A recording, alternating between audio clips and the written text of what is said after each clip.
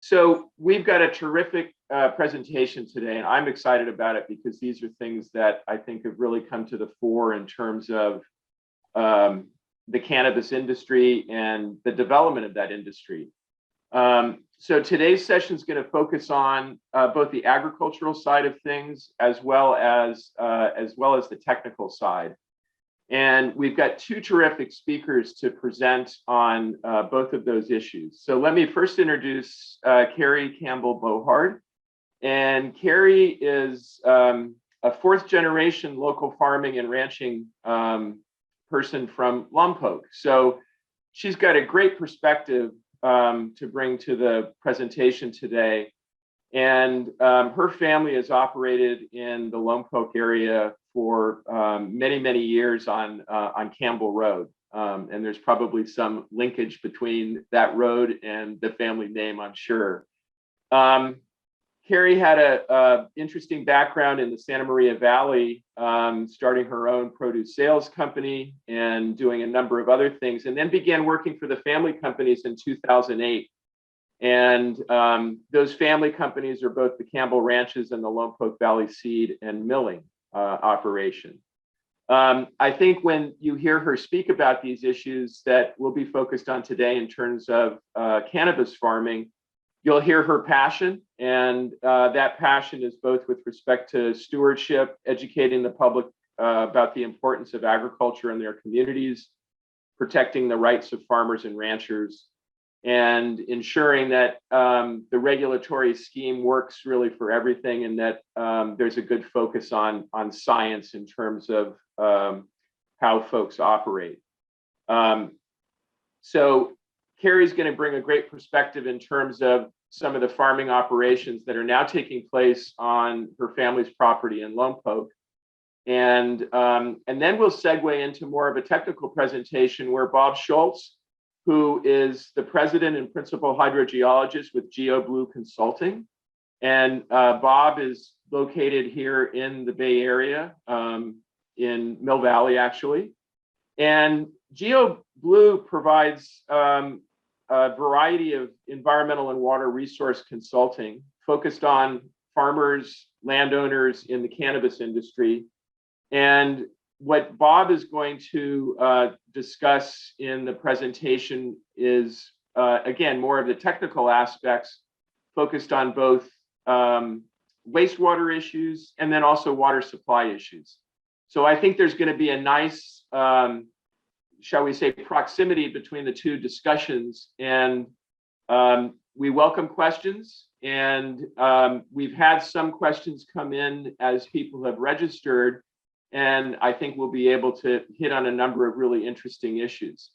So, so with that, I would like to turn it over to Kari to talk a little bit about her and her family's experience with starting cannabis operations on what were formerly row crops in the Lompoc area. So, Kari, please take it away. All right.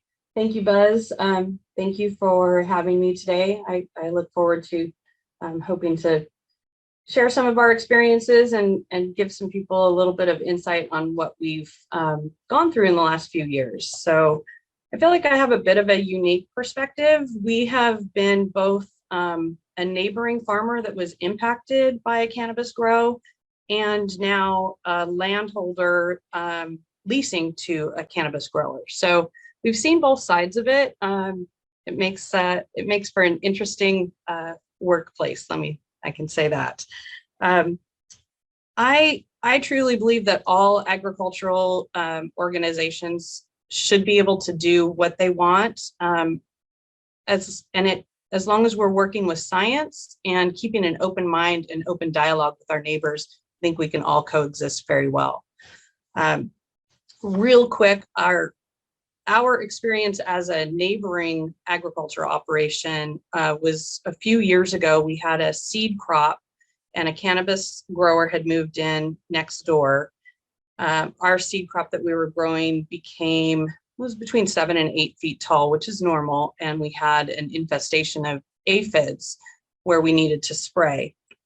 And we had all of the permits, but of course, neighbors have to be notified because we had to spray aerially because of how tall the crop was. And the applicator started getting phone calls from the neighboring cannabis grower threatening to sue them. We got phone calls threatening to sue us if there was any damage to their crop.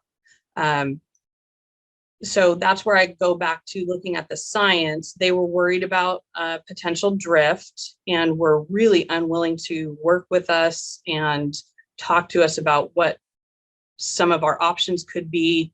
It was basically, the conversation was, our crop is worth millions, what's yours worth? And we're going to sue you to stop you from protecting your crop.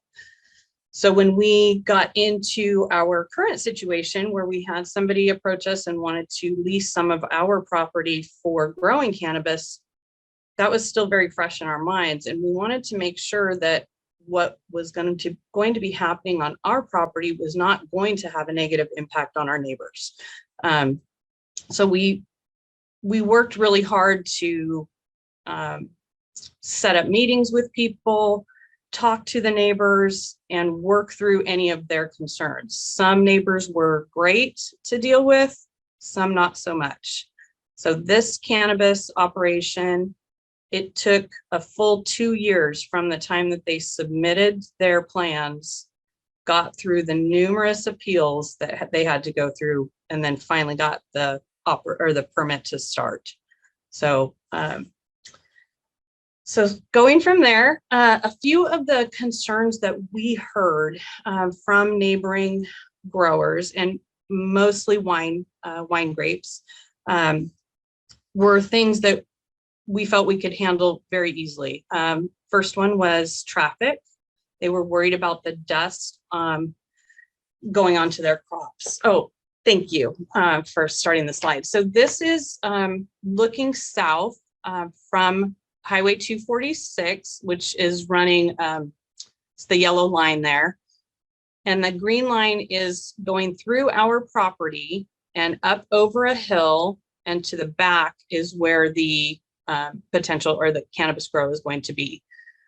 This is a place that we felt was almost a perfect spot to put a cannabis grow because of the hillside. It's blocking from the view. That's become a very big thing in Santa Barbara County, the view shed of driving along any of the major highways. So there wasn't going to be the view. You were going to block a lot of the smell. It's hard to get to because security is a big issue for the cannabis growers. If you'd like to go to the next slide.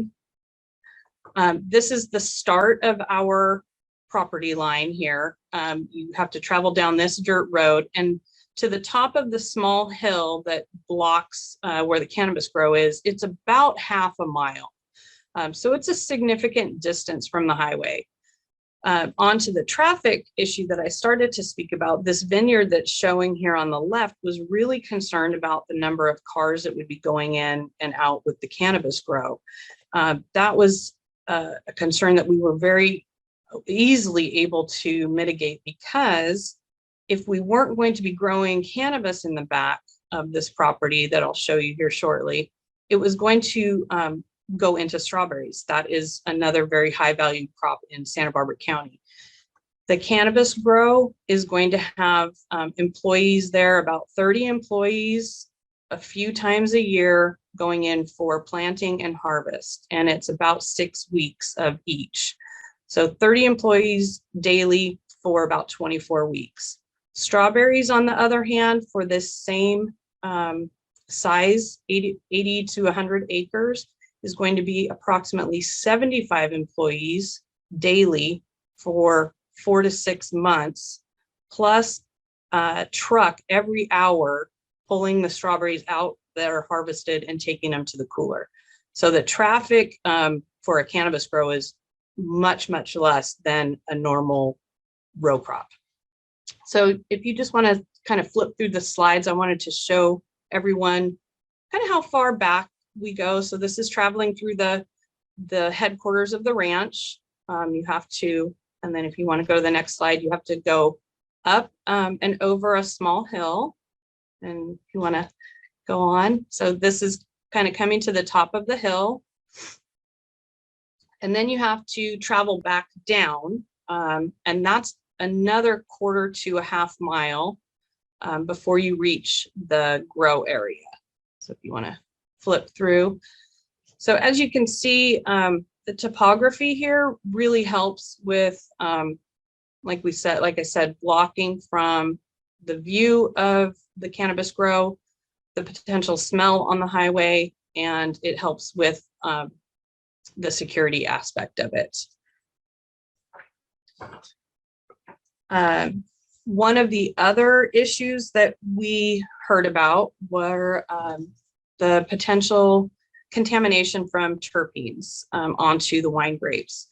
And there haven't been any studies that can show that that is an actual issue for the wine grapes. We are very into using science as a basis for any kind of regulation, and we expect that to be the norm. You shouldn't be able to stop somebody from using their own private property for any kind of agriculture if you can't show that what we're doing is really going to harm you. Here, this is obviously north is to the top of this. So we have wine grapes on the left of our property on the west side and wine grapes on the east side to the right. The kind of yellowed area is our property, and then the center that is kind of a normal shading is where the cannabis grow is going to be. So when we were speaking with the grower on the west, the wine grape grower on the west side, he had already had a lot of experience in another state with cannabis near wine grapes. And he gave us a number of suggestions that we took into account. We are going to be planting casarita trees. I guess they're a very fast growing tree and they make a good hedge block. We're going to be really working with him when he is putting in his sprays. He knows about certain nozzles that he can use that change the way the droplets are for his sprays for his wine grapes, because we want to make sure that he can still produce his grapes, not affect cannabis grow, but still get a good crop for himself. So he was great to work with. We put in some setbacks, obviously, those are required. The wine grape growers on the east side were not quite as easy to work with. So they filed a number of appeals on this project. And when we finally got down to it, because we had worked so diligently and what the Board of Supervisors considered earnest attempts to mitigate, they gave us just some very basic setbacks and mitigation things with 50 feet setback and put the trees in, the same casarita trees. That still wasn't really making the wine growers on that side, on the east side, happy. So we put in a couple of other mitigation measures. This project is going to have its own nursery. And what they had originally planned to do was on the northwest corner where you can kind of see it circles up. That was going to be the nursery area. Instead, they have spread that nursery area throughout the entire east side of the project. So it gave a whole additional 100-foot setback. So now that wine grape grower has 150 feet of setback plus the casarita trees. So they're a little bit happier. They still would prefer if we were not putting cannabis in here, but that we felt like we did what we could to mitigate a lot of their concerns. One of the other things that we have heard a lot about is the smell. And I do understand that as a neighboring property owner from other cannabis grows. But again, this spot here, the way the wind flows in the Lompoc Valley is from west to east. There aren't any tasting rooms that are directly east of this project. They are northeast of the project. The wind does not go around the hill that way. It continues to go straight. a lot of the other tasting rooms that are farther down are closer to the Buellton area. There are other hill ranges between us and those tasting rooms, in addition to at least 5 miles. So we felt like the smell that they were worried about in their tasting rooms, that this was still a very good area for the project. I know people have voiced concerns about cannabis grows and their effect on the environment, water usage, fertilizer and pesticide usage. Actually, cannabis does not use any more water than regular row crops. Cannabis is right at about 1 acre foot to 1.10 acre feet per crop. The rest of the row crops, broccoli, cauliflower, celery, strawberries, all of those that we would grow on this same piece of property are anywhere from 1.2 to 1.4 acre foot per crop. So they're very similar water usage. Fertilizer and pesticide uses, my experience for doing this for a number of years, 25 to 30 years in being in the agricultural industry in multiple growing areas. No one uses more fertilizers and pesticides than they need. First of all, this is our land. If we abuse it, it will not be here for us to continue growing. Second, a lot of us, even though we have ink at the back of our name, that's a legal thing, we're still very much family growers in these areas. This is our legacy. So we are not doing anything that's going to be harming the property intentionally. And third, they're very expensive. Nobody's using more than what they need. You just aren't, it's not a good business model.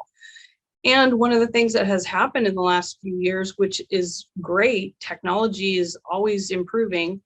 We are now able to test our soils and test our plants for what is already naturally occurring there. And then we make specific blends of fertilizers based on what is already in the soil and what the crops need.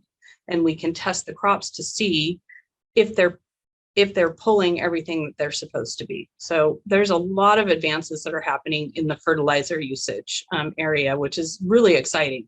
It's exciting for us because we can save money and we get better crop yields. I think I have covered most of the things that I had seen questions about. So I will pass this on back to you, Buzz. And if anybody has any questions, I'm happy to try to answer. Great, thanks, Kari. That's a great perspective and background that I think we were looking for there. One of the questions in the chat, and if you wouldn't mind typing it in as Bob starts to present, was the name of the tree that you had mentioned.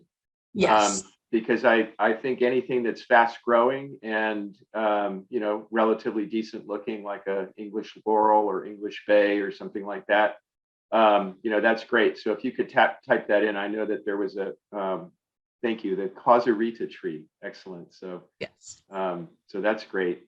So yeah, so we'll segue a little bit now, and for folks that have questions of Kari in terms of her operations and some of the specifics, we can certainly get into that towards the end of the presentation. But we wanted to shift a little bit and have Bob present on first wastewater issues and then some of the water supply issues that he's seeing in the context of his work. Some of this dovetails with what Kari is talking about, but some of it's also a little bit different. And I think Bob will speak to that, just in terms of indoor growing operations that are maybe set in greenhouses as opposed to being outside. So there's a number of issues that that Bob has encountered that that he wants to talk to us about. So Bob, if you wouldn't mind taking it away, that would be great.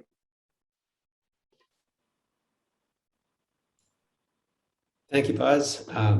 Good morning. Yes, my name is Robert Schultz. I'm a groundwater scientist. I'm pleased to be here to talk with you about water and wastewater issues in the cannabis industry. Here's a quick list of my slides so you can see what I'm going to go through over the next 15 minutes. After going through the slides, I'll be happy to go back and answer any questions. There are two sections to my talk. First, I present a case study of wastewater issues. And second, I have a few comments on water supply. Next slide, please. Here's a photo of my client's greenhouses. Stunningly beautiful green hills in the background. This is Salinas Valley, Monterey County. The project was to convert underused greenhouses from historical crops to cannabis. The greenhouses were built almost 40 years ago. So this is a property with a long history of agricultural production. I'd like to kind of second that comment from Kari that farmers are very invested in their property in general. And I think, my clients in particular, were very concerned about long-term sustainable operations that are in tune with the natural environment. And for me, just seeing the greenhouses and seeing their operations and being out in the hills, it's heaven.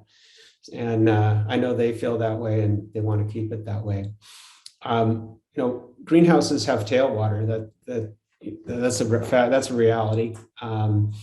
It doesn't matter what kind of crop you're growing, and cannabis grown in a hydroponic setting certainly has tailwater. Something like 20% of the amount of water that you put on as irrigation comes out is tailwater.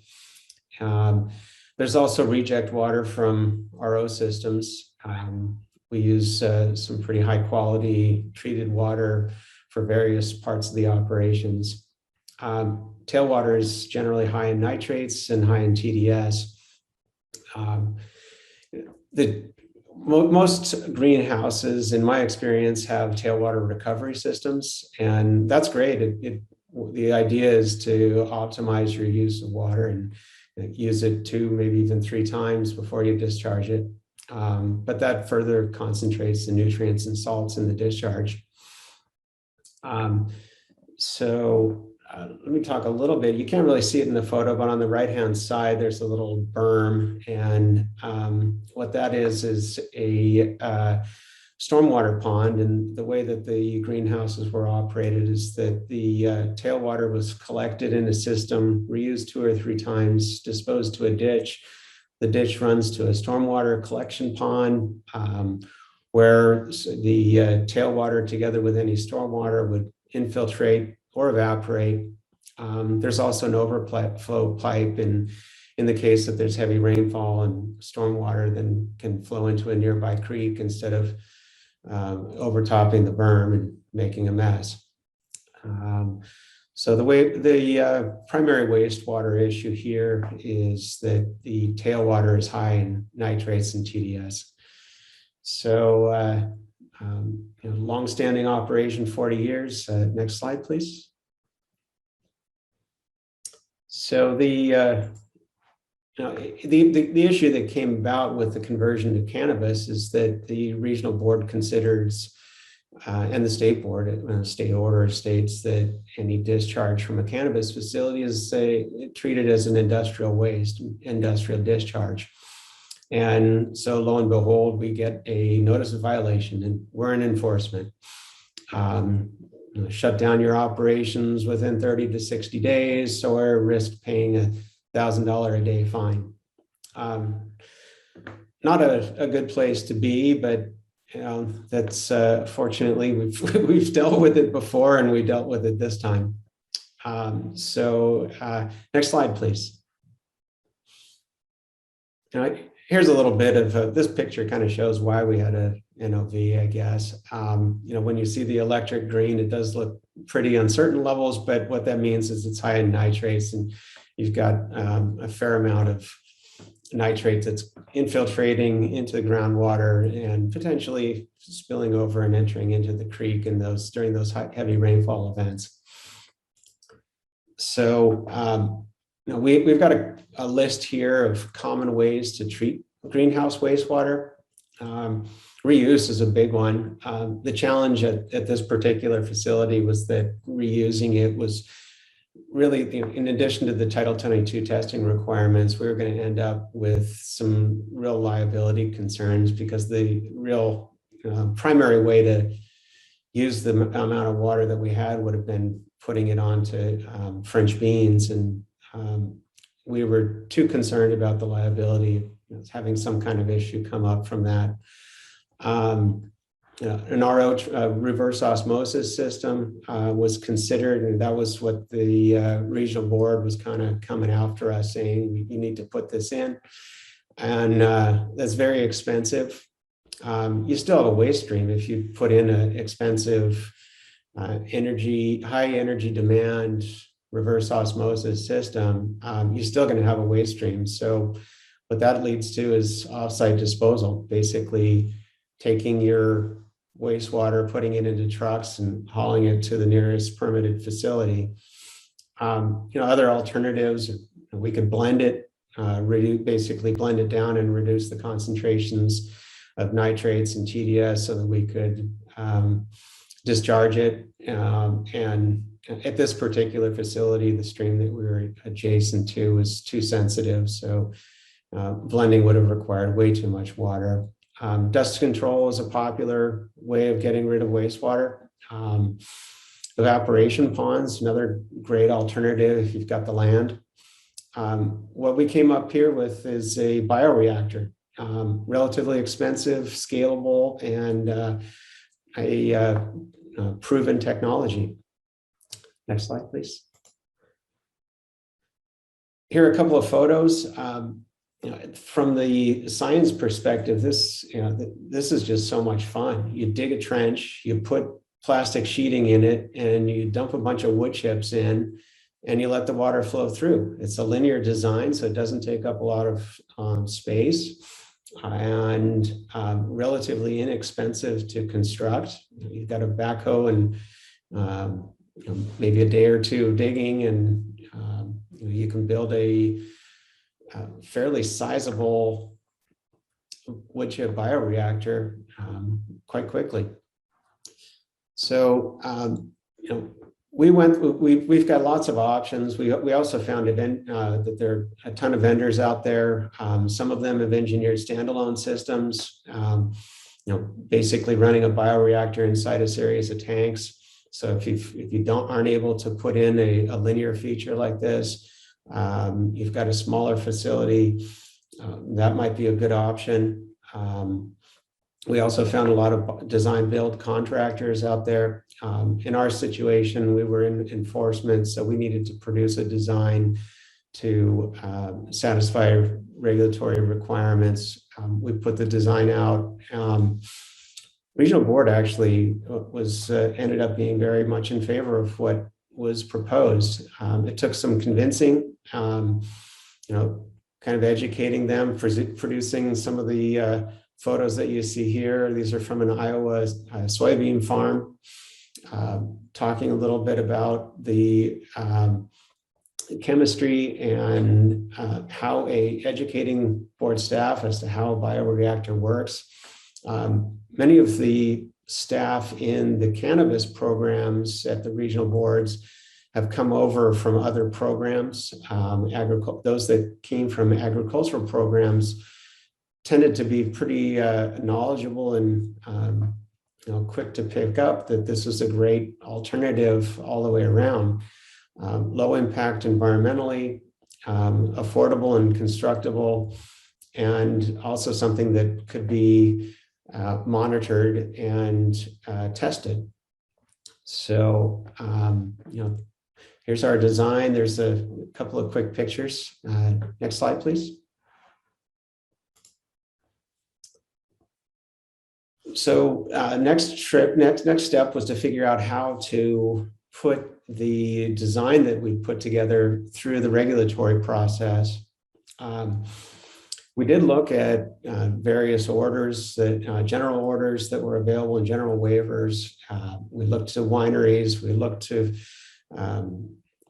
anything that we could find, and it turned out that it was kind of sitting right there in front of our nose. The general waiver, low threat waiver, was an acceptable regulatory system for our wood chip bioreactor.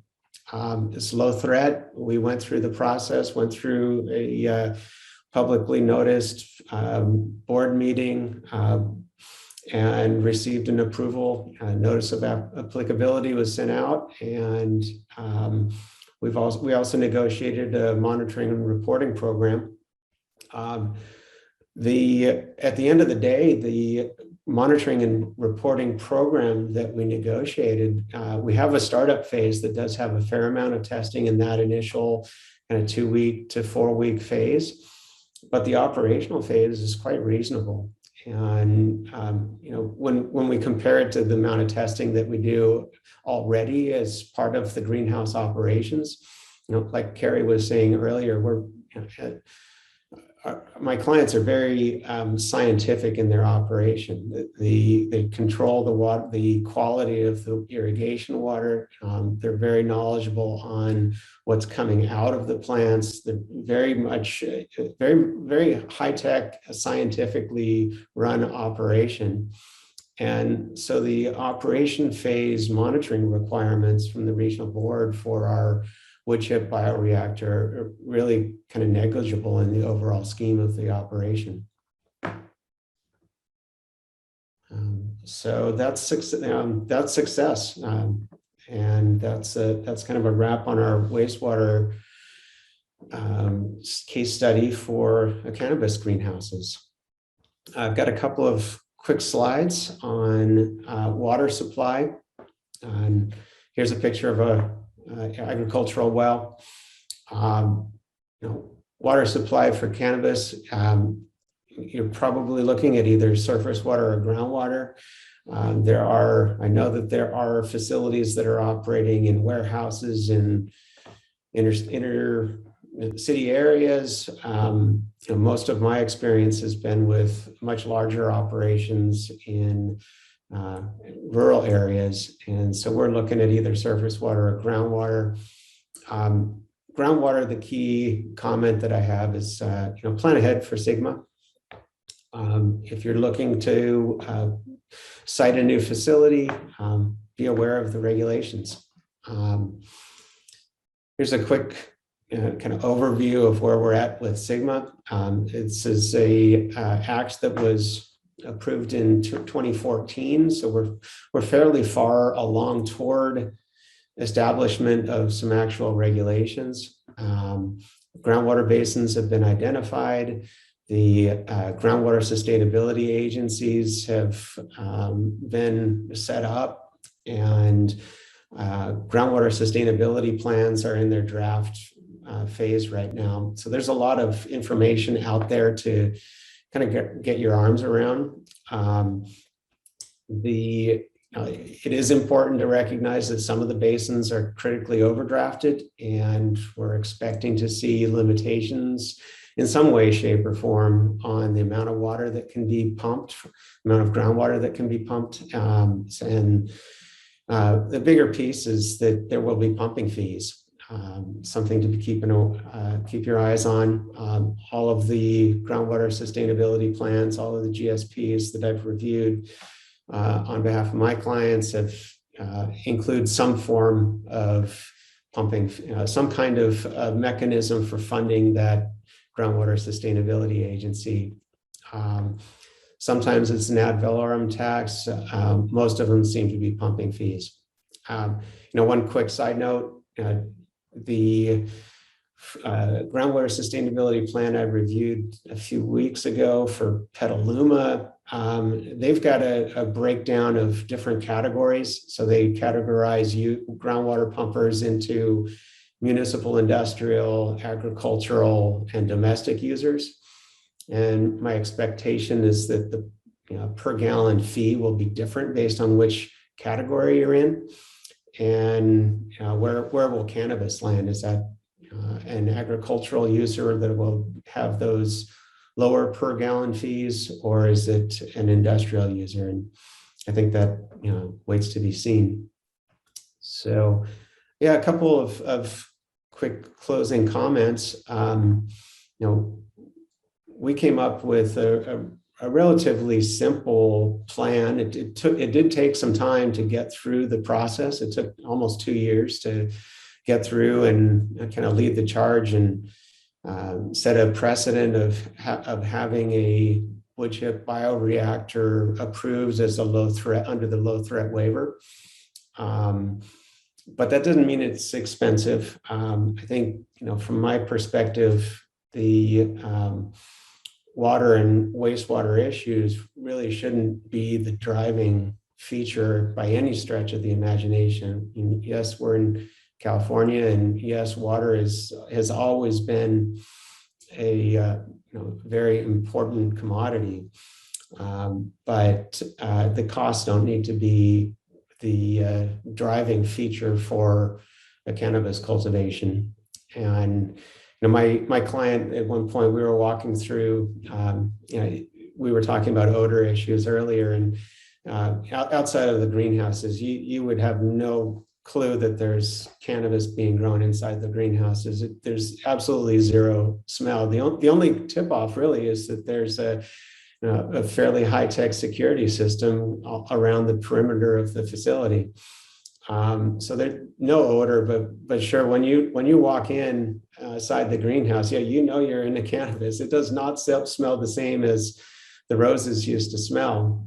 And my client's comment was, I really miss the smell of those roses, but I just love the smell of money. And I think that's, I love working in this field. I love my clients. They're long-term, they've owned this property. It's been in their family for generations, and they're very concerned about long-term sustainability and doing the right thing. And, for them, putting together a wood chip bioreactor, it was really my pleasure. And I think it's a low cost, environmentally sustainable, and appropriate way to treat wastewater from greenhouses.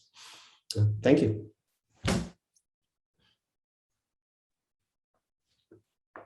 Bob, thanks for that. And we'll open it up for questions